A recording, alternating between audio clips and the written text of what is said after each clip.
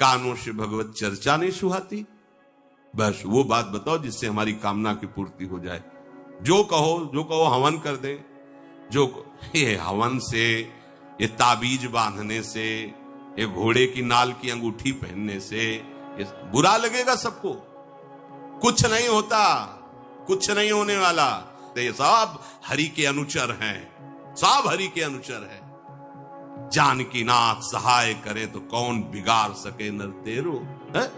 ये शुक्र शनिचर राहु के सब क्षण में वही है तेरे चेरो। जानकी नाथ सहाय करे कौन बिगाड़ सके। महाप्रभु हरिवंश चंद्र करे जो पे कृष्ण चरण मन अर्पित तो करी है का नवग्रह रंक। ये बेचारे नवग्रह भिखारी क्या तुम्हारा कर सकते हैं। यदि तुम बादशाह श्री कृष्ण के दास हो तो ये चाहे जिस नक्षत्र में बैठे हो तुम्हारे अनुकूल चलेंगे, तुम्हारे अनुकूल चलेंगे। अपने को चढ़ा दो श्री हरि के चरणों में और हरि से विमुख हो तो, लेकिन ये सेवक हरि के हैं और हरि के तुम विमुख हो तो ये प्रसन्न हो ही नहीं सकते, तुम्हारा पतन ही होगा। पर ये संसार समझता नहीं। भगवान नाम से मतलब नहीं, भगवत आराधना से मतलब नहीं। अरे भाई ये लोकपाल हैं। जानते हो भक्त को भी काम क्रोध क्यों सताता है। ताकत नहीं इनकी प्रवेश कर जाए, अहंकार है इसलिए। और भगवान को अहंकार अच्छा नहीं लगता, इसीलिए भगवान के सब दूत हैं चढ़ बैठते हैं। देख तू कितना बड़ा साधक, कितना बड़ा भजनानंदी, दिखा हमें। अब फेल तो मैं भगवान की शरण, तो हो ना भगवान की शरण। और भगवान की शरण में हो जाए तो यही महासुख प्रदान करने लगते हैं। और कोई नहीं, इन्हीं के लड़का बच्चा है। द्वारिकाधीश के पुत्र रूप में कौन प्रकट हो रहा है। भगवान कामदेव, जो प्रद्युम्न अवतार है, साक्षात कामदेव है। कामदेव साक्षात आ रहे हैं। हम प्रभु से विमुख हो, कोई हमारा सहयोग कर सकेगा? कोई नहीं कर सकता। और अगर करने गया तो वो भी उल्टा टंग जाएगा। ये भी बात समझ लो। भगवान देख लो, हम आपको उदाहरण बता रहे थे तो कैसे काशी नरेश, पौंड्रक, ये सब मिलकर भगवान के विरोध में हुए। भगवान ने सुदर्शन चक्र को छोड़ा, काशी नरेश पौंड्रक सबका उद्धार किया। और काशी नरेश का पुत्र था सुदक्षिण। उसने विचार किया कि ये तो बहुत बड़े अपमान की बात है। भगवान शंकर की नगरी में रहता, काशी में महामृत्युंजय है, काल के भी महाकाल है। पंडितों से कहा ऐसा उपाय नहीं कि द्वारिका को भस्म कर दे। बोले है, भगवान शिव के ऐसे ऐसे मंत्र हैं कि विनाशकारी भी तो है ना, वो बहुत सुंदर भी है। कर्पूर गौरम करुणावतारम संसार सारम, करुणा के स्वरूप है। आशुतोष नाम है। एक चुल्लू जल ऐसा कोई देवता नहीं मिलेगा जो संसार में कोई देवता नहीं खाता, वो इन पे चढ़ाए जाते हैं। अकौड़े का फूल, धतूर का फल, ये कोई पाता है? नहीं पता। इतने से वो प्रसन्न, इसीलिए आशुतोष रीझ जाए तो पूरा नगर का नगर सोने का ऐसे दे दिया, लंका उन्हीं दे दिया। और अगर दृष्टि बदल जाए तो हनुमान जी बनकर पूछ में आग लगा को श्रीलंका को नाश कर। बड़े विचित्र है। हाँ है भगवान शंकर विनाशकारी, द्वारिका को भस्म कर सकते हैं।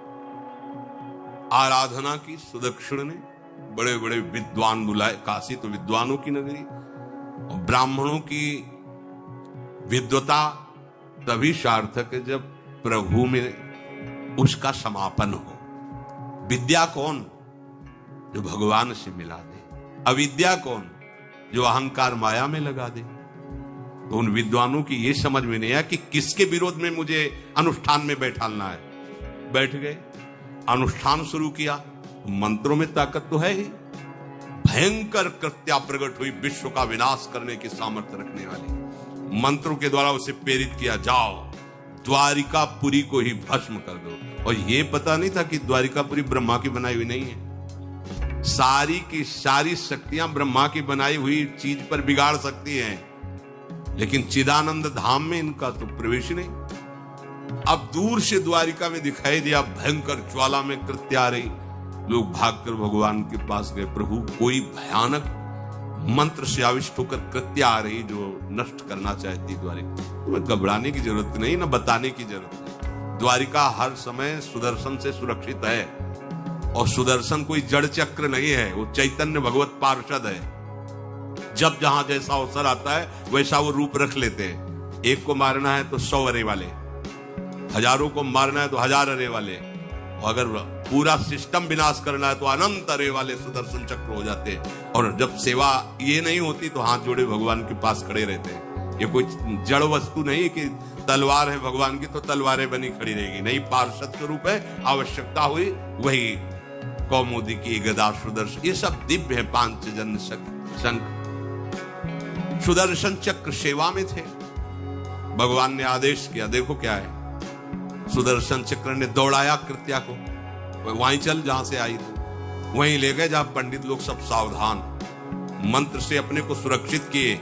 ये बड़े खतरनाक अनुष्ठान होते हैं, जो मारण अनुष्ठान होते हैं, बहुत खतरनाक होते हैं। मतलब अगर सही माने में वो भगवत आराधक नहीं है तो फिर नष्ट भी कर देंगे, ऐसा नहीं। तो एक प्रसंग आता है कि एक शालिग्राम भगवान को नचा करके पैसे लेते थे।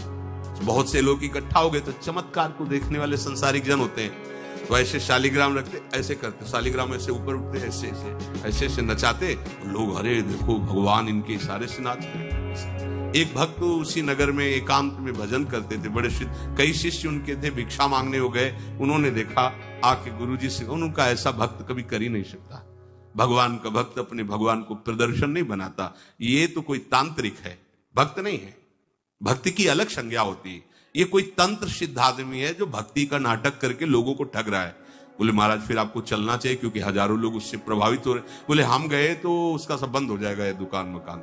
बोले चलो ना महाराज, बड़ा ऐश्वर्य जमा हो रहा था, लोग भेंट जा, वो गए, बस अंदर से नाम जप करते हुए जो खड़े हुए तो कुछ नहीं, कोई भी उसका मंत्र, वो आसपास दृष्टि डाला, कौन आया नया, उसी में देखे फटे पुराने कपड़े पहने तेज से चमकते हुए भक्त। तो उनका तुम चले जाओ यहां से। उनका नहीं, हम चले जाने के लिए नहीं आए, हम आपको बताने आए, ये नाटक मत करो, अगर सही आराधना करो इनकी तो ये लोग क्या देंगे, ये तो परम पद दे देंगे, शालिग्राम भगवान है, आप भगवान का ऐसा प्रदर्शन करते हो। अब लोगों का विरोध शुरू हुआ क्योंकि इतने बड़े संत जब बोल रहे तो सब लोग, और उसको बहुत बुरा लगा कि हमारी तो सारी दुकान बंद हो गई। और एकांत में जाकर उसने मूठ का प्रयोग किया, ये मारण होता है मंत्रों से, एक खप्पर में आग जैसी जलती है, उसमें अभिषिक्त करके भेजा जाता है, और जिसके पास भेज दिया गया वो उल्टी में खून, शौच में खून, 2-4 जितना समय रखा गया उसके अनुसार मर जाएगा वो। पर ये साधारण लोगों की, भजनानंदियों के ऊपर नहीं। भजन वाले मत डरे, साप ताप रोग शोक, किसी का श्राप भी आपको छू नहीं सकता। कोई ताप, कोई दोष, कोई रोग, कोई मारण, कोई मूठ, किसी की सामर्थ्य नहीं। राधा राधा राधा, जिनके चरणों में सुदर्शन चक्र बसता है वो है किशोरी जी, जो लाल जो हाथ में रखते हैं ना, श्री जी के चरण चिन्हों में सुदर्शन चक्र है। वो मूठ गई महात्मा की कुटिया के सामने, और बस जैसे मक्खियां भिनभिनाती ऐसी आवाज आई, बस वैसे नाच रही थी। तो वो डेहरी के पास आए और उनका, हमारी दृष्टि में भगवान की सिवा कोई नहीं, आप में भी भगवत शक्ति है क्या? आप ये नहीं समझते हैं कि निरपराध के लिए मारण किया गया है? हमारे में सामर्थ्य है, हम आपको अभी नष्ट कर सकते हैं।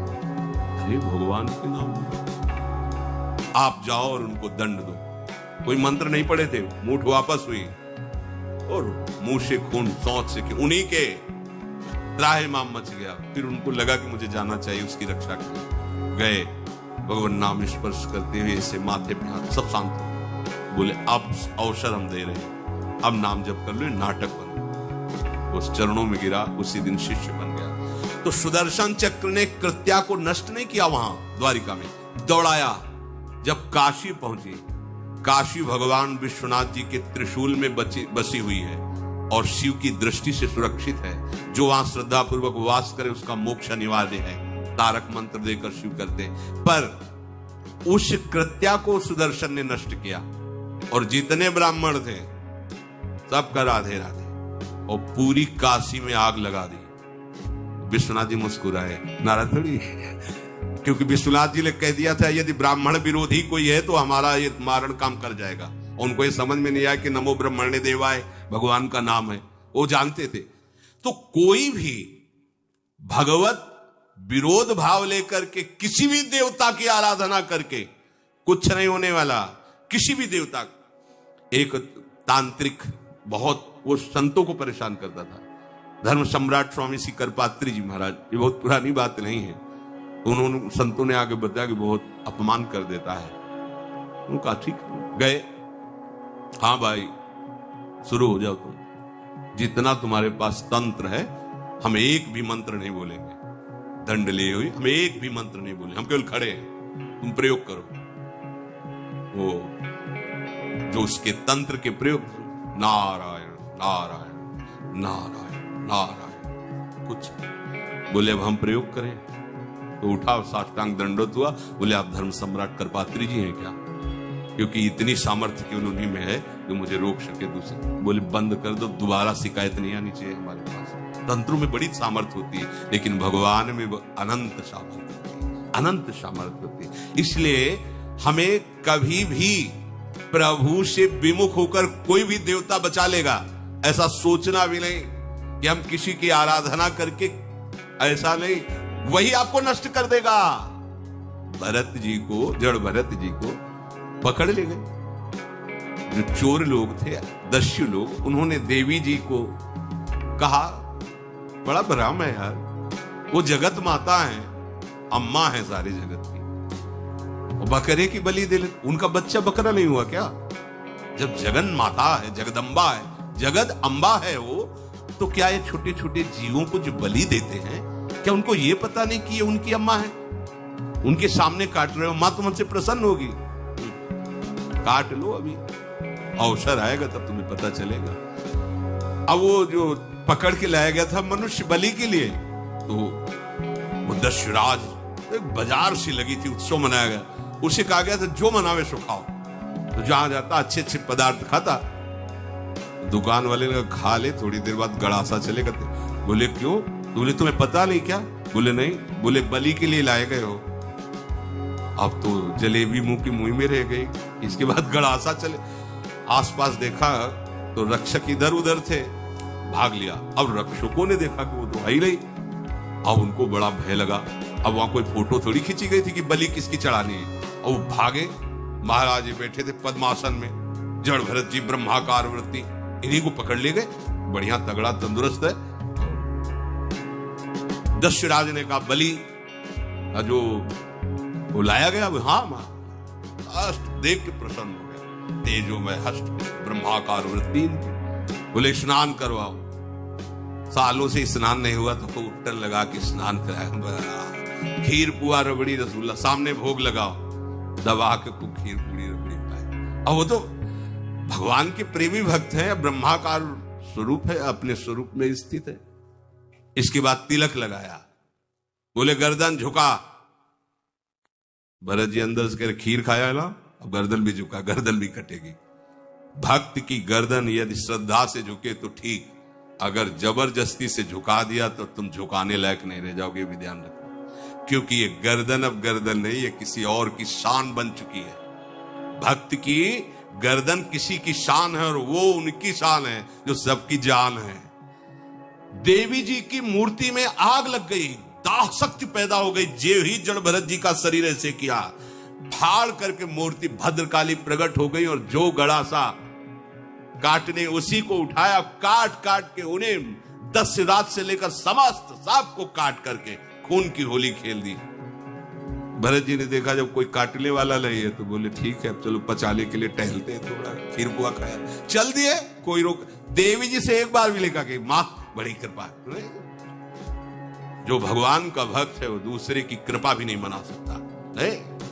एक बार भी मुड़कर ऐसा प्रसंग नहीं आया कि देवी जी के हृदय बड़ी रक्षा कर, कुछ नहीं। प्राण जाने पर कोई भय नहीं, रक्षा होने पर किसी की स्तुति नहीं। अपने मंगल विधान, हरि आश्रय, सत्संग हरि आश्रय देता है, बहुत बड़ा बल है। मान एक दिन आपसे कह रहे थे कि जब आपने देखा नहीं उनको, उनसे बात नहीं हुई, और आप उनके जनों से बात सुनकर उनकी तरफ चल पड़े, इस बात से हरि आपके ऋणी हो जाते हैं। भगवान इसी बात से ऋणी हो जाते हैं। बस ये बात आप हृदय में बैठा लीजिए। जैसे लोग प्रश्न करते हैं ना कि हमने भगवान को देखा नहीं, भगवान को हम कैसे, किसी की बात तो मान लो ना।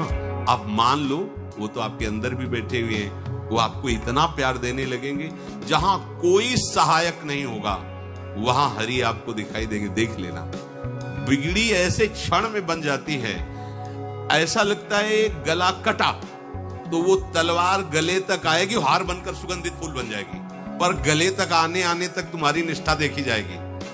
नहीं नहीं, बस मेरे हरि का यही विधान, वो आते आते हार बन जाएगी, वो तलवार तुम्हारा गला नहीं काट पाएगी, क्योंकि गले में हरि नाम चल रहा है। मान लो हमारी महालक्ष्मी चरण चापती रहती, क्या चाहिए क्या चाहिए, आप सच्ची मान, क्या मतलब कितनी मलिनता छा गई है। हम इसको मार देंगे तो 2 लाख रुपए मिल जाएंगे, ये कर देंगे तो, अरे भैया अगर तू हरि नाम जपेगा तो इसकी कीमत नहीं है, कीमत नहीं, अमूल्य वस्तु है, इसके ब्याज में तो कुबेर बन सकता है। मूल तो कभी खत्म होता ही नहीं है, ब्याज में तो ब्रह्मा बन सकता है, बनना तो चाहे। भक्तजन तो कहते हैं नहीं चाहिए मुझे ब्रह्मा का पद, परमेष्ठी पद, नहीं चाहिए सम्राट पद, नहीं चाहिए योग की सिद्धियां, मुझे प्रभु आपकी दास्ता चाहिए। ये बात, कितना महासुख होगा उस भक्त को जो इन बातों को कह रहा है, नहीं चाहिए मुझे मोक्ष सुख नहीं चाहिए। वो ऐसे थोड़ी कह रहा है, श्रद्धा से नहीं कह रहा, अनुभूति से कह रहा है, मुझे नहीं चाहिए ये सब, इनमें वो सुख नहीं है जो आपके चरणों के समीप रहने में सुख है। नहीं सत्संग भजन नहीं हरि को, श्रवण न राम कथा अनुरागी, सुत बित दार भवन ममता निसि सोवत अति न कबहु मति जागी। अरे तेरी बुद्धि सो रही है, जगा दे। पुत्र में, रुपया में, स्त्री में, मकान में, इसमें सबकी ममता होती है, सबकी, जितने सृष्टि में पैदा हुए हैं। केवल सत्संगी की नहीं होती। जो असली सत्संगी है उसकी ममता प्रभु के चरणों में होती है, क्योंकि वो जानता है सब रूपों में प्रभु ही है, ये सब पसारा प्रभु का ही है, इसलिए ममता उसकी प्रभु के चरण। एक अहमता ममता, ये जग में है दुख जाई, ये जब श्री जी की ओर लगे तो होत परम सुख। जाग जा, बिना जागे दुख दूर नहीं हो सकता। जैसे स्वप्न में हम देख रहे हैं कि समुद्र में डूब रहे हैं, अब जागृत में आसपास सैकड़ों नाव लगा दें तो बच जाएगा क्या वो, क्योंकि वो तो सो रहा है और वो स्वप्न में देख रहा है। अब हम नाना प्रकार के तैराकों को बाहर तैनात रखें तो उसको कोई सुख मिलेगा क्या, क्योंकि स्वप्न में। उसको अगर सुखी करना है तो एक उपाय, जगा दे, जगा दो तो ना समुद्र रह गया ना डूबना रह गया। ऐसे ही संसार में मोह से ऐसे ग्रसित जीव है, भाई इतना ही सुख चार है, और उसी स्वप्न में वो दुख से निवृत्त होना चाहते हैं। अब हम बाहर से उनकी कामनाओं की पूर्ति करने वाली बात करें तो क्या वो सुखी हो जाएंगे क्या? इसीलिए कोई साधु जो भगवत मार्ग का पथिक है वो कभी सपोर्ट नहीं करेगा जाओ ऐसा, वो जाओ ऐसा ही है जैसे उस स्वप्न में समुद्र में डूब रहा है, बाहर से हम जल जहाज नाव तैराक सब लगा रहे हैं, लेकिन वो नहीं सुखी होगा, क्योंकि उसके सुख का कारण तब बनेगा जब स्वप्न हटे। स्वप्न तब हटेगा जब वो जागे। जो सपने सिर काटे कोई, बिन जागे दुख दूर न होई, तो उसको जगा दो। साधु जन क्या करते हैं? जगा देते हैं उसको। जागो, कहां मोह निशा सब सो निहारा, देखे स्वपन अनेक प्रकारा, यह जग जामिन जागे जोगी। योग भगवान से जो तुमने वियोग कर रखा है, तुम जगो। जे ही जगोगे तो जे ही जाने जग जाए हेराई, जागे जथा स्वपन भ्रम जाई। कोई नहीं है यहाँ। एक कल श्लोक, मत्ता परतरम नान्यत किंचित अस्ति धनंजय, मेरे सिवा कोई नहीं। ये कब पता चलेगा? जागने पर। तो हमें ये बहुत कुछ दिखाई दे रहा है, स्वप्न है।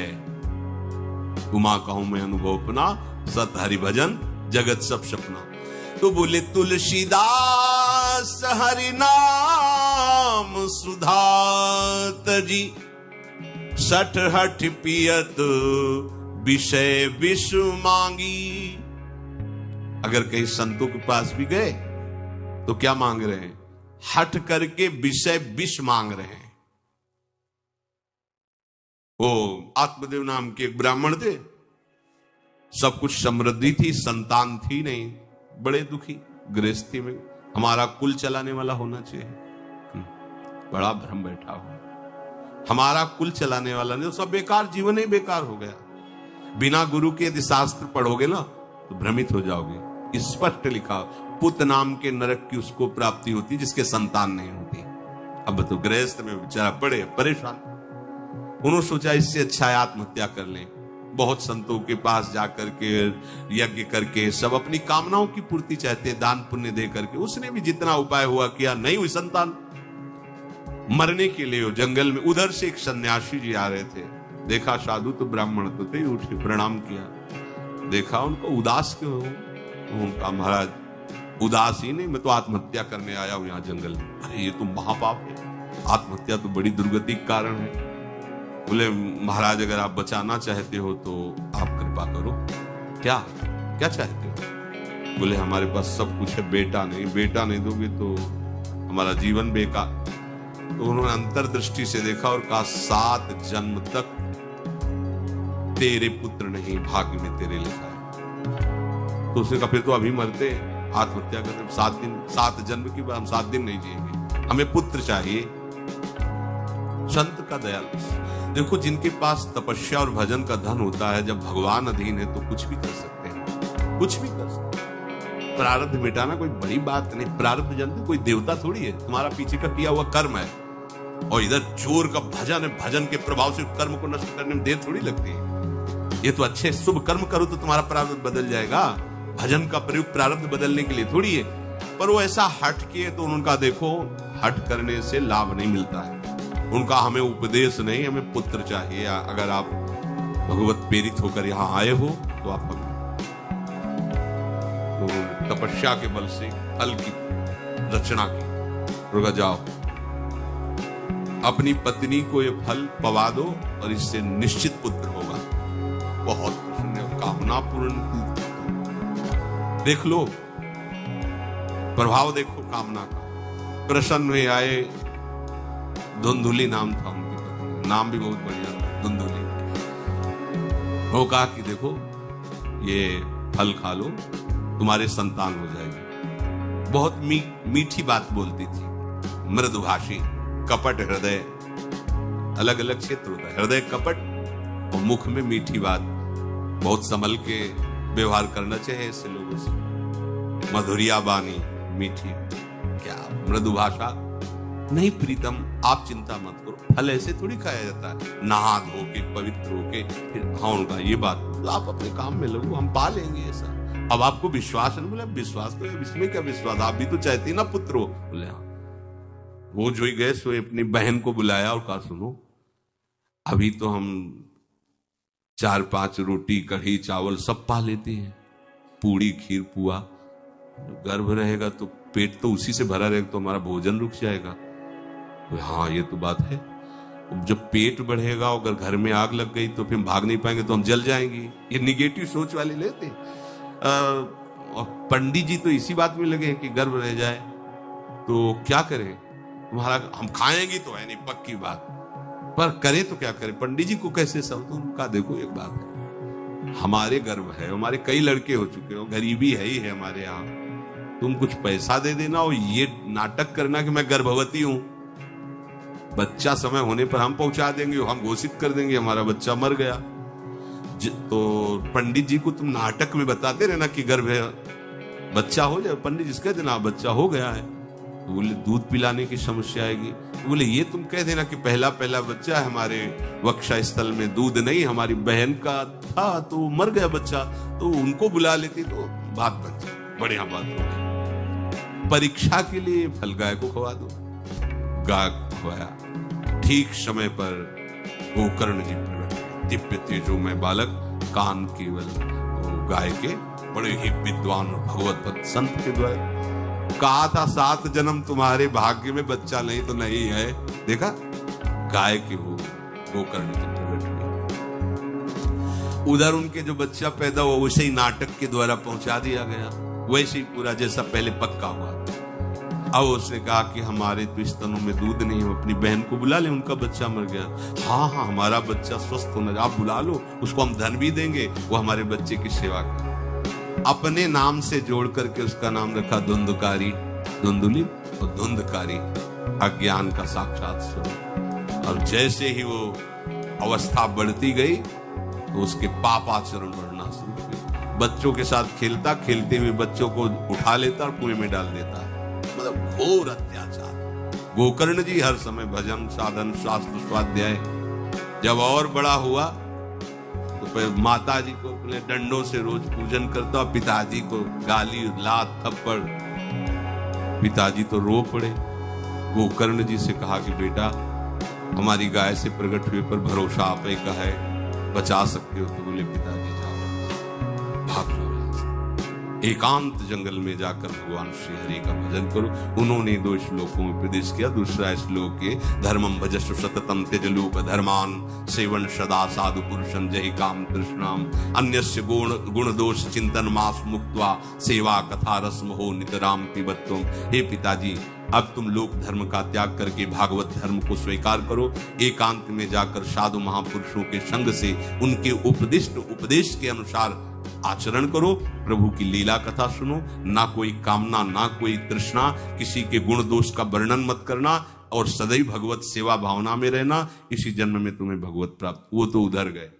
इतनी पिटाई की उसने मां की, मां कुएं में गिरकर आत्महत्या कर ली। फिर तो मनमानी आचरण, कुछ वैश्याओं को रखा और चोरी करके लाया। वैश्याओं ने सोचा किसी दिन पकड़ा जाएगा ये और हम, तो उसके हाथ पैर बांध दिए, चारपाई में ला के मुख में अंगार, वो मरा भयानक प्रेत।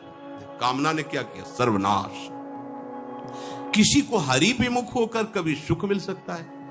आप संतों के पास जाइए, अपनी कामना रखिए। हम ये नहीं कहते कि कामना तुम त्याग पाओगे। कामना रखिए, भगवान के पास जाइए, अपनी कामना रखिए, क्योंकि आप कामना से युक्त हैं। पर छूट इतनी दे दीजिए कि जिसमें हमारा मंगल हो वो करना। जैसे नारद जी भगवान से अपनी कामना रखते हैं कि हमारा ब्याह करवा दीजिए, और बाद में एक छूट दे देते हैं कि जेहि विधि होए नाथ हित मोरा।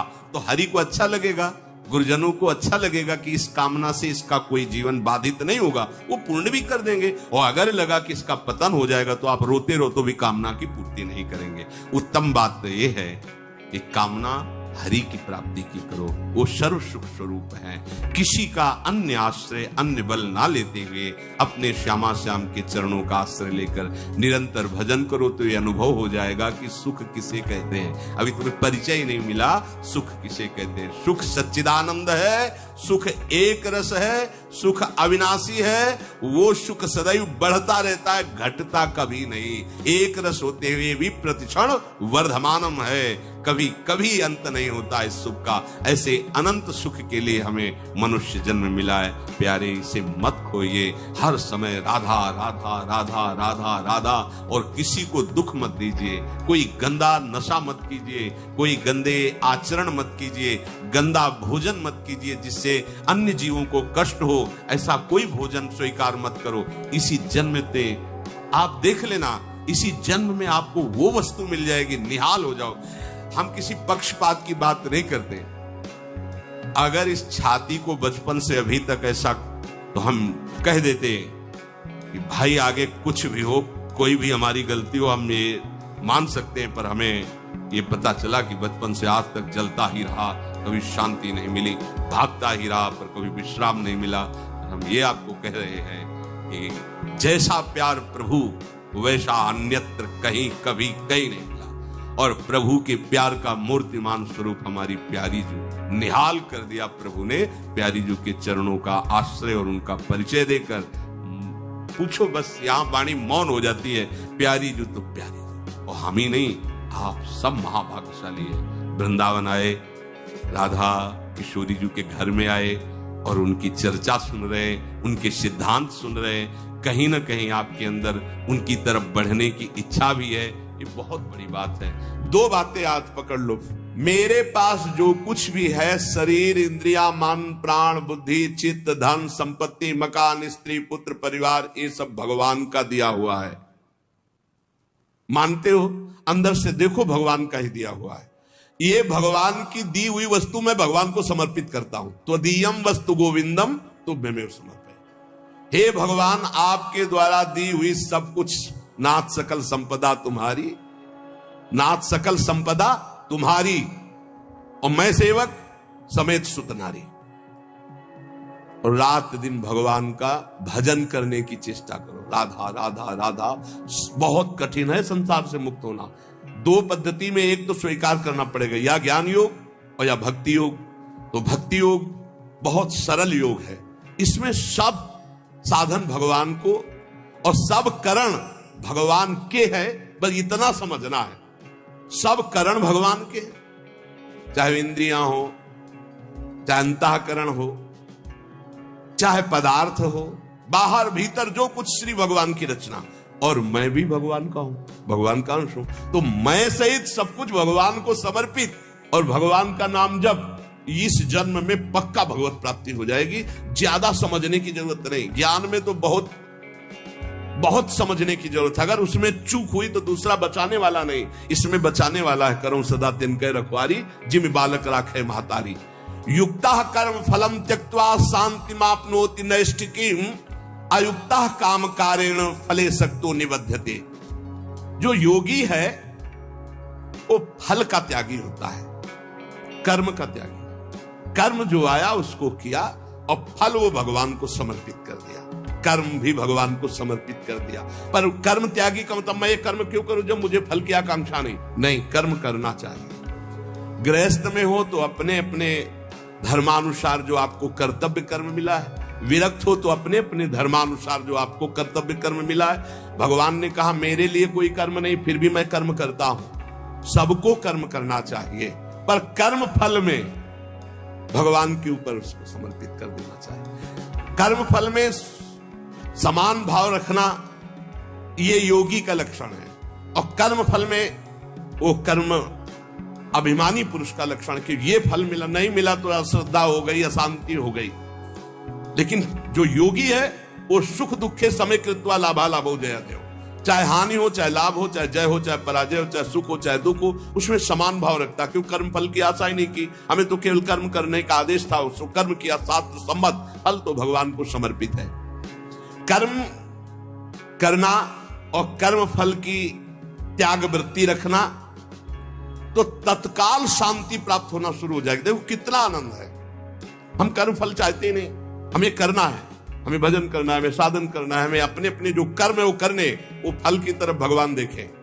जोई जोई प्यारो करे सोई मोई भावे, अभी शांति। युक्ता कर्म फलम त्यक्त्वा शांति मापनोति नैष्ठिकीम। जितना जलन, जितनी अशांति फल को लेकर के है, कर्म को लेकर सावधानी नहीं है, फल को लेकर है। फल में बोले अब हमें भगवान से श्रद्धा हो गई तो तुम्हारा ही पतन होगा, भगवान का थोड़ी वहां कुछ होना, तुम्हारा ही पतन होना है। सकाम मनुष्य कामना के कारण फल में आसक्ति हो जाती है, इसलिए वो बंधता है, जलता है, दुर्गति को प्राप्त होता है। देखो संचित कर्मों के अनुसार प्रारब्ध बनता है, और प्रारब्ध के अनुसार मनुष्य का जन्म होता है। और मनुष्य जन्म में जो नए कर्म होते हैं, नए कर्म संस्कार बनते हैं, वो तुरंत उठकर संचित में चले जाते हैं। भोगना तो प्रारब्ध ही पड़ता है, शुभ और अशुभ।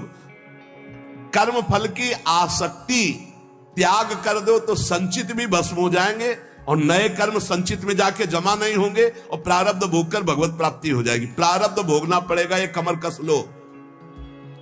ये जो तुम्हें कह रहे हैं कि हम नष्ट कर सकते हैं छूछा से, भगवान बोल रहे हैं, जगत गुरु बोल रहे हैं, हम नहीं बोल रहे। प्रारब्ध भोगना पड़ेगा, अवश्य में भोक्तव्यम कृतम कर्म शुभाशुभम। भूल भुलैया में मत फंसो। तुक्का जम जाता है कभी कभी। तुम्हारा प्रारब्ध अच्छा आ गया और तुम हमारे पास आए, तुम्हारा काम बन गया, बोले बाबा से काम बन गया। बाबा से काम नहीं बना, तुम्हारा प्रारब्ध काम बना दिया, तुम्हारा पुण्य काम कर गया।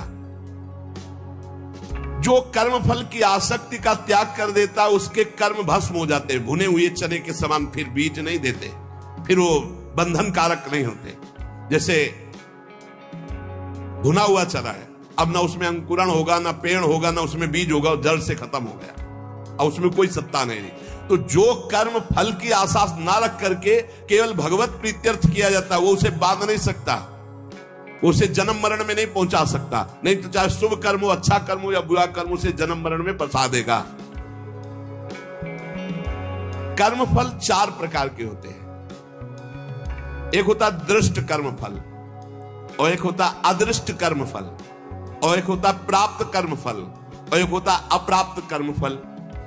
दृष्ट कर्म फल कहते हैं वर्तमान में किए जाने वाले नए कर्मों का फल जो तत्काल प्रत्यक्ष मिलता दिखाई देता है, जैसे कीर्तन के आनंद मिल रहा है, सत्संग के आनंद मिल रहा है, कोई भूखा है अपना भोजन पवा दिया, तत्काल आनंद मिल रहा है, कोई अपने लिए पदार्थ लेने जा रहा, देखा बीमार है, उसके पास दवाई की व्यवस्था नहीं, चलो आज हम भूखे रह जाएंगे, पैसा बीमारी में दे दिया, उसमें लगा, तो जो हृदय शीतल हुआ वो दृष्ट कर्म फल इतना महान कर्म कि तत्काल आनंद प्रदान करता है। और अदृष्ट कर्म फल वर्तमान में किए जाने वाले नए कर्मों का फल, जो अभी तो संचित रूप से संग्रहित होता है, आगे जन्म में मिलेगा जाकर के। जो तीर्थयाटन है, दान है, पुण्य है, बहुत प्रकार के ऐसे कर्म है जो अभी आपको नहीं अनुभव में आ गए, वो आगे आपको प्राप्त होंगे। और प्राप्त कर्म फल जो पूर्व के कर्म फलों का प्रारब्ध बन करके आ गया है, शरीर प्राप्त कर्म फल है। प्रारब्ध जैसा वैसा शरीर, वैसे ही कुल में जन, वैसे ही धनवान, संपत्तिवान, अनुकूलता, प्रतिकूलता, ये प्राप्त कर्म फल है। पूर्व में जो कर्म किए उससे जो प्रारब्ध बना है वो पहले से निश्चित हो चुका है। अप्राप्त कर्म फल प्रारब्ध कर्म के फल रूप में अब जो आगे आने वाला है, ये भविष्य में मिलने वाले सुख दुख है, जो अप्राप्त कर्म फल है। प्राप्त कर्म फल हो चुका, शरीर ऐसे कुल में जन्मा, शरीर ऐसा है, ऐसा ऐसा धन संपत्तिवान माता पिता मिले या निर्धन मिले, या जैसे अनुकूल प्रतिकूल परिस्थिति जो वर्तमान में मुझे मिली, ये प्राप्त कर्म फल। और जो अब आगे आने वाली है अप्राप्त कर्म फल, ये प्रारब्ध बड़ा भयानक है जो आगे आने वाला है। इसे भयानक को बड़ा मृदुल किया जा सकता है भजन के प्रभाव से, नष्ट तो किया जा सकता है पर भगवत प्राप्ति नहीं होगी। फिर ये पूरा झोंकना पड़ेगा इसी प्रारब्ध मिटाने में भजन को। प्रारब्ध भी हम भोग ले और भगवत भी प्राप्ति हो जाए, तो भजन से प्रारब्ध जो 100% आपको दुख देने वाला है, वो 10% आके भुगता के 90% नष्ट हो जाएगा, 10% भोगना पड़ेगा और चला जाए। भजन का बड़ा प्रभाव होता है। 12 वर्ष का गलित कुष्ठ 24 घंटे में भुगता के चला गया। 12 वर्ष कहां और कहां 24 घंटे। भजन से अप्राप्त कर्म फल को, जो आने वाला प्रारब्ध है, उसे रोका जा सकता है, उसे कम किया जा सकता है, उसे मिटाया भी जा सकता है। पर जो भगवत प्राप्ति करना चाहते हो, मिटाने में नहीं फंसते, उसे भोग लेते हैं और भगवान की प्राप्ति करते हैं। ये 4 प्रकार के कर्म फलों में दृष्ट और अदृष्ट ये क्रियमाण है, और जो प्राप्त और अप्राप्त कर्म फल हैं प्रारब्ध के अधीन है। दृष्ट कर्म फल आग्रह नहीं रखना, मिलने पर प्रसन्न या प्रसन्न ना होना। अदृष्ट कर्म फल आशा रखना, प्राप्त कर्म फल में ममता न करना, मिलने पर सुखी दुखी ना होना। अप्राप्त कर्म फल मिट जाए ऐसी आशा न रखना, ये भक्त के हृदय में होता है। चारों प्रकार के कर्म फल भक्त के हृदय में कोई प्रभाव नहीं डाल सकते। जब उपासक ये देख लेता है कि मैं करता नहीं है, वो मुक्त होने लगता है। इतने जादू का तमाशा है, समझ लो। गांठ लगी ही नहीं, गोस्वामी जी कह रहे जड़ चेतन ही ग्रंथि पड़ गई, यद्यपि मृषा छूटत कठिनाई। है ही नहीं बंधन, पर छूटना बड़ा कठिन है। बस इतना समझ लो कि बंधन ही नहीं है, पर छूटना बड़ा कठिन है। कर्तापन तुमने स्वीकार किया तो तुम्हारी दुर्गति पक्की है। चाहे शुभ कर्म करो चाहे अशुभ कर्म, शुभ से स्वर्ग आदि लोक, अशुभ से नरक आदि, और दोनों से मृत्यु लोक। ये आवागमन बंद नहीं होने वाला। क्या करें, तो बड़े कठिन समस्या है। यही कठिन समस्या है। ज्ञानेन्द्रीय, कर्मेंद्रीय, अंतःकरण, प्राण, उपप्राण, ये सब प्रकृति के हैं ढांचा सहित। शब्द, स्पर्श, रूप, रस, गंध, ये प्रकृति के हैं। वो 5 ज्ञानेन्द्रियां उनको प्रकृति में भोग रही। इंद्रियां इंद्रियों में, विषयों में बरत रही हैं। आप इनको देख रहे हैं, दृष्टा हैं, पर आप तन्मयता कर लेते, मैंने देखा, तो फिर उसका दंड भी तो भोग मिलेगा। क्या देखा और कैसे देखा। हमारे द्वारा जो भी क्रियाएं हो रही हैं, हम उनके 2 विभाग देखते हैं, एक अच्छी क्रियाएं और एक बुरी क्रियाएं। बिल्कुल सरल भाषा में आपको बता रहे हैं। जो अच्छी क्रियाएं हैं वो शास्त्र सम्मत है, जो बुरी क्रियाएं हैं वो शास्त्र विरुद्ध है। बुरी क्रियाओं को अशुभ कर्म कहते हैं, अच्छी क्रियाओं को शुभ कर्म कहते हैं। शुभ और अशुभ कर्म ये गुणों से प्रेरित होते हैं। सतोगुण तो शास्त्र सम्मत रज और तम मिश्रित या तमोगुण या घोर रजोगुण, ये शास्त्र विरुद्ध आचरण कराएंगे। अब अपने को भगवान की शरण में हो जाना, गुणों की शरण में नहीं। भक्ति का मार्ग, पूरा शरीर, इंद्री, प्राण, उप प्राण सब, हे नाथ मैं आपकी शरण में। ये तो समझ में आ रहा है ना? ज्ञान वाला समझ में ना रहा हो तो ये तो समझ में आ रहा है कि पूरा ढांचे सहित जो इसमें स्थूल हो, सूक्ष्म हो, कारण हो, प्राण हो, उप प्राण हो, इंद्रियां हो, कर्म, जो भी महाराज, पूरा सिस्टम आपकी शरण में। समझ में आ गया? ठीक। अब हमको देखना है कि हमारे द्वारा जो अच्छा काम हो रहा है वो भगवान की प्रेरणा से हो रहा है। जीवन मुक्त होना है तो बात ये बिल्कुल सरलता से समझा रहे हैं। और जो बुरा काम हो रहा है वो हमारी वासना से हो रहा है, उसका हम प्रायश्चित करेंगे, भगवान से क्षमा मांगेंगे। बुरा काम हो रहा है तो हमारी वासना से हो रहा है। इसमें क्या होगा कि अगर ये भेद नहीं तुम रखोगे और कह दोगे जब पूरा समर्पण कर दिया तो फिर आपसे बुरे कर्म उत्साह पूर्वक होने लगेंगे, क्योंकि अंदर का सिस्टम अभी समर्पित नहीं हुआ। बाहर से तो हमने कह दिया। अब अंदर का सिस्टम जब तक समर्पित नहीं होगा तब तक वो फिसल कर बुरे आचरणों में जाएगा। तो हमको क्या करना है? गुण तुम्हार समुझे निज दोषा और जय सब भांति तुम्हार भरोसा। भरोसा दृढ़ आपका।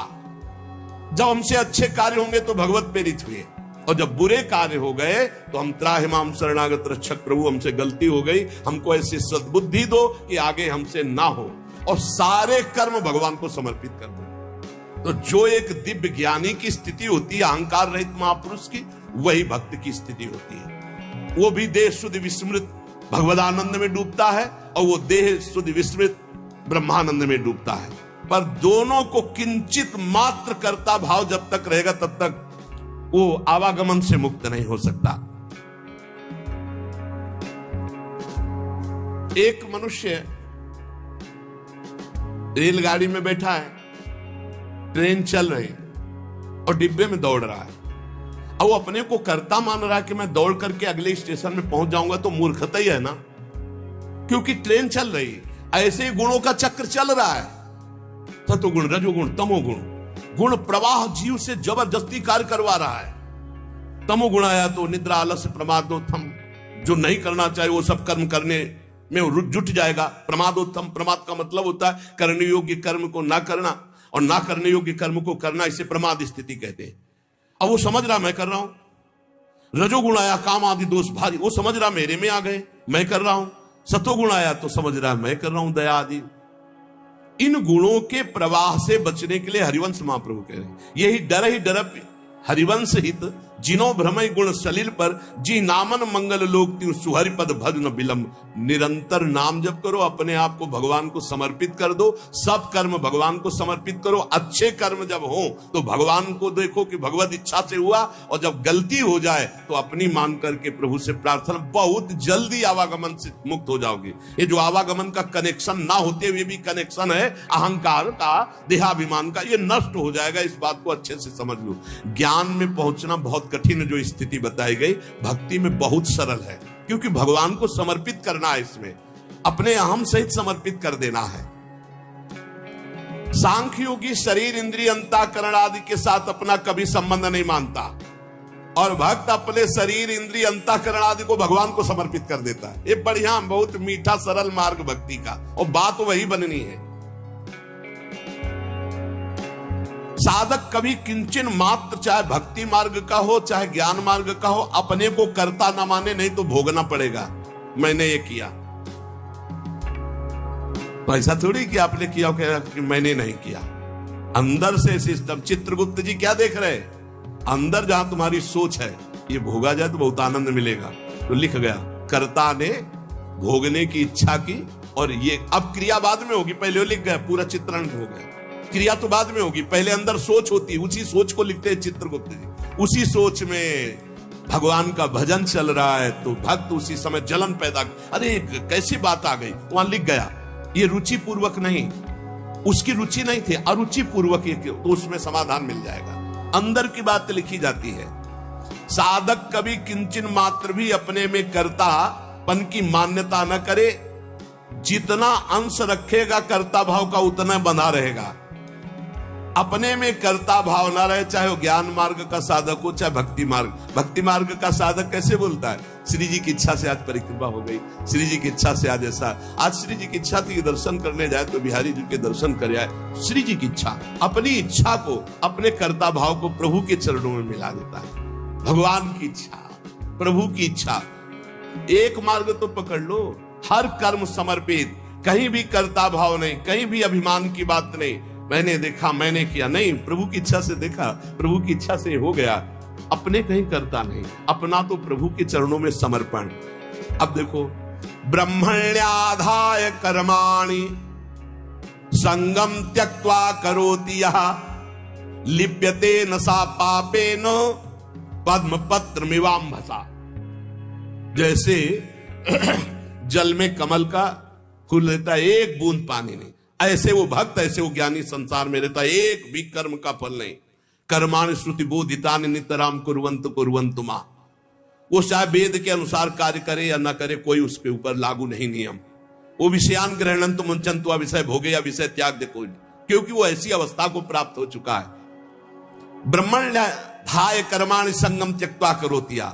जो भक्त संपूर्ण कर्मों को, पीछे ज्ञान का तो आगे उसी को बता रहे, जो भक्त संपूर्ण कर्मों को भगवान में अर्पित कर देता है, उसकी आसक्ति नष्ट हो जाती है। वो कर्म करता हुआ भी जल से कमल के पत्ते की तरह पाप से लिप्त कभी नहीं होता। पूरे संसार का हतन हो जाए तो भी उसे पाप नहीं लगेगा, ऐसा महान ये योग है। शरीर, इंद्रिया, मन, बुद्धि, प्राण ये तुम्हारे नहीं हैं।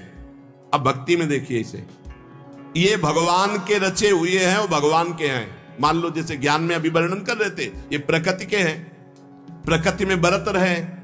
अब यहां भक्ति में है ये श्लोक का अर्थ, शरीर, इंद्रियां, मन, बुद्धि, प्राण ये तुम्हारे रचे हुए हैं क्या? भगवान के रचे हुए हैं। तो हुए किसके? भगवान के हुए ना, ये भगवान के हैं। तुम्हारे प्राण भगवान के, तुम्हारी मन, बुद्धि, चित्त, अहंकार ये भगवान की, तुम्हारी ज्ञानेंद्रियां भगवान की, तुम्हारी कर्मेंद्रियां भगवान, तुम्हारा सब कुछ श्री भगवान का है, तुम्हारा थोड़ी रचा हुआ है। माना ये अपने नहीं है, ये श्री भगवान की रचना है, श्री भगवान के हैं। कौन कौन? शरीर, इंद्रिया, मन, बुद्धि, प्राण ये भगवान के रचे हुए हैं। तुम्हारी रुचि से होता तो तुम तो और सुंदर रचना चाहते, और बलवान चाहते। बोले ये शरीर, ये इंद्रियां, ये मन, ये बुद्धि, ये प्राण ये किसके हैं? बोले भगवान की रचना है। तो हुए किसके? श्री भगवान के।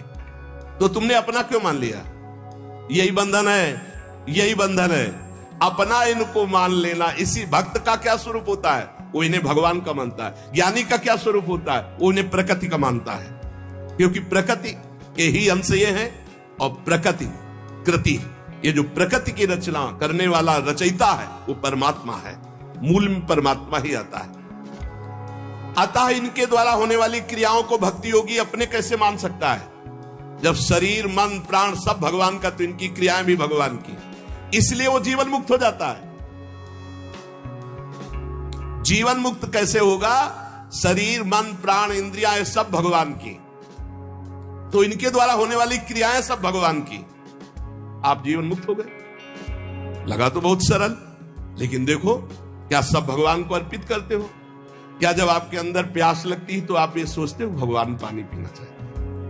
जब आपके अंदर भूख लग रही, मेरे हृदय में बैठे हुए भगवान, जब आपके अंदर विकारात्मक भाव है तब आवे कि ये दुष्ट कहां से दुर्वासना दबी रह गई, अब ये भगवान की नजर में नहीं पड़ी, इस हृदय में कहीं दुर्वासना, हे नाथ, हे करुणामय, इस दुर्वासना को हटाओ, ऐसे भक्ति में चला जाता है।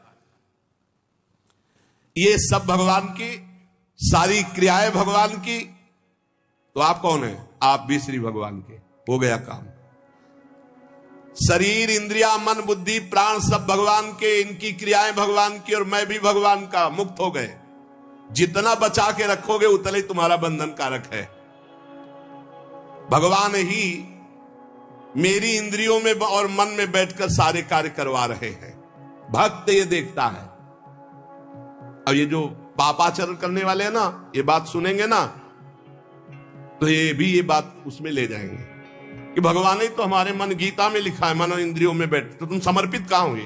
तुम तो अहंकार की धर्म है, अहंकार में काम क्रोध लोभ मोह मद मत्सर ये दोष रहते हैं। यही बिना गुरुजनों के समीप बैठे शास्त्र समझ में नहीं आता। शरीर आदि वस्तुएं अपनी ना थी, ना है, ना रहेगी। कैसे? तुम्हारा अधिकार है शरीर पर? कुछ अधिकार नहीं। एक रोम अभी झरना चाहे ना, वो झर जाएगा, दोबारा लगा नहीं सकते। बेमतलब में अहंकार किए हो, मैं ऐसा कर सकता हूं, मैं ऐसा। शरीर आदि वस्तु, शुद्ध ज्ञान शुद्ध भक्ति दोनों इस श्लोकों में भगवान ने जीवन मुक्त होने के लिए बता दिया। शरीर आदि वस्तुएं अपनी नहीं, प्रत्युत मिली हुई है भगवान से अपने को। किस लिए? सत्कार्य करने के लिए। सत्कार्य करने के लिए। सरकारी गाड़ी बंगला है, ये सरकार का काम करने के लिए मिला है। ये कुछ दिन के लिए मिला, फिर छीन लिया जाएगा। ना ये पहले था तुम्हारा, ना बाद में रहेगा, बीच में दिया गया, छीन लिया जाएगा। ये केवल भगवत प्राप्ति के लिए मिला है। भगवत प्रीत्यर्थ, दूसरों में भगवान की भावना करके सेवा करो, इसलिए मिला यह शरीर। इन वस्तुओं पर जो अपना अधिकार जमा लेता है और अपने लिए भोग भोगता है, वो मृत्यु के बाद दुर्गति को प्राप्त होता है। पुनरपि जननम पुनरपि मरणम।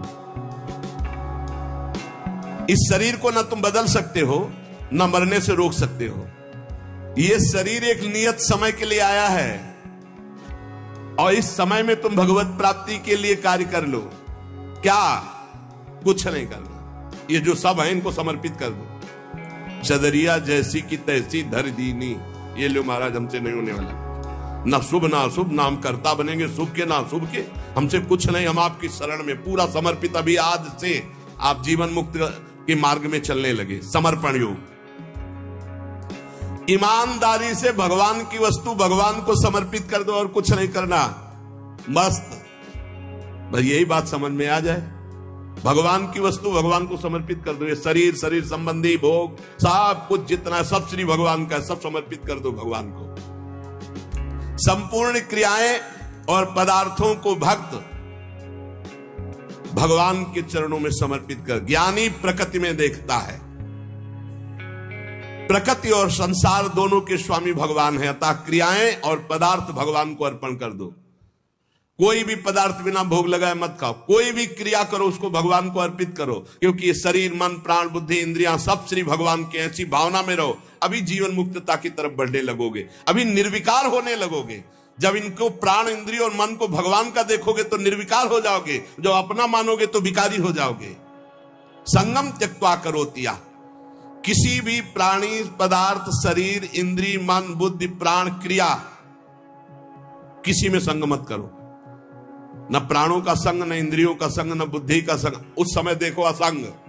तुम अलग हो, ये अलग है, पर तुम अलग नहीं देख पाते, इन्हीं में मिल जाते हो। आकर्षण, खिंचाव, लगाव, महत्व, ममता, कामना। इसीलिए जो सच्चा उपासक होगा कभी निंदा नहीं, कभी प्रशंसा नहीं। एक बार परमहंस श्री ओंकारानंद सरस्वती जी भिक्षा ले आए और नमक डालना, तो और पदार्थ जब परोसने तो मना कर दे। तो वही से ये वाली बहुत जब जरा सी बची थी, बाद इसमें तो नमक नहीं गए। अब स्वामी जी आज आपने जानबूझ के और कोई पदार्थ ले, वही पदार्थ उसमें तो नमक, तो क्या फर्क पड़ा बच्चा? क्या फर्क? पेट प्राणों का पोषण करना, ना निंदा ना स्तुति, चाहे जितना अच्छा पदार्थ होगा। आज तो उसके भोक्ता बने तो फिर फंसोगे। किसी भी कर्म में, किसी भी करण में अपने को कर्ता नहीं बनना, अपने को अहंकार नहीं करना। ये सब श्री भगवान के हैं। ना लगाव, ना आकर्षण, ना महत्व, ना ममता, ना कामना। ये बिल्कुल नहीं होगा यदि नहीं भगवान के मानोगे। ये लगाव, ये कामना, ये ममता, ये आसक्ति तभी होती जब अपना मानते हो। जन्म मरण का हेतु यही तुम्हारा अपना मानना है। इनको, इनसे अपनापन हटाओ प्रभु के चरणों में। कायेन मनसा बुद्धिया केवलैरिंद्रियैरपि योगिनः कर्म कुर्वन्ति संगम त्यक्त्वा आत्मशुद्धये। जो योगी है वो आसक्ति का त्याग करके केवल भगवत अर्पण, शास्त्र सम्मत कार्य करता है। इंद्रिया, शरीर, मन, बुद्धि, अंतःकरण ये परम शुद्ध हो जाते हैं जब केवल भगवत प्रीत्यर्थ। पाप होते हैं स्वयं प्रीत्यर्थ, अपने प्रीत्यर्थ, और भगवत प्रीत्यर्थ होते हैं परम पवित्र, हृदय पवित्र, शरीर पवित्र, इंद्रिया पवित्र, बुद्धि पवित्र। भेद समझ लो। जब अपनी प्रसन्नता के लिए अपनी प्रीत्यर्थ भोग भोगोगे तो पाप कर्म बन जाएगा। जैसे भगवान ने कहा जो अपने लिए पकाता है वो पाप खाता है। अपने लिए जो करोगे, अपने लिए सुख लेने की भावना करोगे, उससे निश्चित पाप बन जाएगा। और जो शास्त्र सम्मत भगवत प्रीत्यर्थ करोगे तो शरीर पवित्र, मन पवित्र, बुद्धि पवित्र, चित्त पवित्र, उसी पवित्रता में अनुभव होता है चेतन अमल सहज सुख राशि अपने स्वरूप का। आसक्ति का त्याग करके केवल ममता रहित इंद्रियों सहित शरीर, मन, बुद्धि, अंतःकरण ये भगवत प्रीत्यर्थ कार्य करे तो तत्काल इनकी शुद्धि होती है और वो शुद्ध हो महापुरुष विविध प्रकार के कर्म करता हुआ भी अगला जन्म उसका नहीं होता, सब कर्म भस्म हो जाते हैं। जिनको साधारण मनुष्य कहते हैं वो शरीर, इंद्रिय, मन, बुद्धि से कोई भी कार्य करने के पहले एक संकल्प बनाते हैं, ध्यान रखना, और उसमें कर्ता बनते, मैं करूंगा। और जब कोई भक्त करता है तो भगवान की प्रेरणा देखता शास्त्र सम्मत है कि नहीं, भगवत प्रेरणा से ये कर्म हो रहा है, इस कर्म में शास्त्र आज्ञा है कि नहीं, हाँ है। तो इंद्रिया मन जो उसमें बर्ताव कर रहे हैं वो सब भगवान के है, प्रेरणा भगवान की और कार्य का फल भी भगवान को समर्पित, वो जीवन मुक्त हो गया। आसक्ति का त्याग करना बड़ा कठिन है। शरीर आसक्ति, इंद्रियों में आसक्ति, मन में आसक्ति, बुद्धि में आसक्ति, चित्त में आसक्ति, इस आसक्ति का ही त्याग होता है सत्संग से। संगम त्यक्त्वा, ये जो संग त्याग, आसक्ति त्याग है, ये सत्संग से होता है। रोज धैर्य पूर्वक जैसे सत्संग सुन रहे हो तो इतना तो दिमाग में आ ही रहा है अब कि मैं शरीर नहीं हूं, मेरी इंद्रियां, बुद्धि, मन, प्राण सब भगवान की रचना है और भगवान की रचना से जो भी हो रहा है वो भगवान की रचना प्रकृति में हो रहा है। मैं व्यर्थ में फंस रहा हूं अहंकार करके, भोक्ता भाव करके। नहीं अनुभव में आ रहा पर सुनने में तो आ गया। पहली बार ही सुना हो तो ये शास्त्रीय शब्द अंदर जाएंगे, व्यर्थ नहीं रहेंगे। इसलिए उपासक को चाहिए कि भगवान की प्रसन्नता के लिए शास्त्र सम्मत कर्म करे, कर्म फल भगवान को समर्पित कर दे और निरंतर नाम जप करे तो इस कर्म की झंझटों से बचकर भगवत प्राप्ति हो जाएगी। नाम जप और भगवत समर्पण, ये दो शास्त्रों में बहुत जोर की बात है। जो कुछ मेरे पास है मैं सहित भगवान को समर्पित, नाम जप, सब ठीक हो जाएगा, बुद्धि ठीक हो जाएगी, मन ठीक हो जाएगा, कर्म संस्कार मिट जाएंगे, भगवत प्राप्ति हो जाएगी। नाम संकीर्तनम यस्य सर्व पाप प्रणाशनम।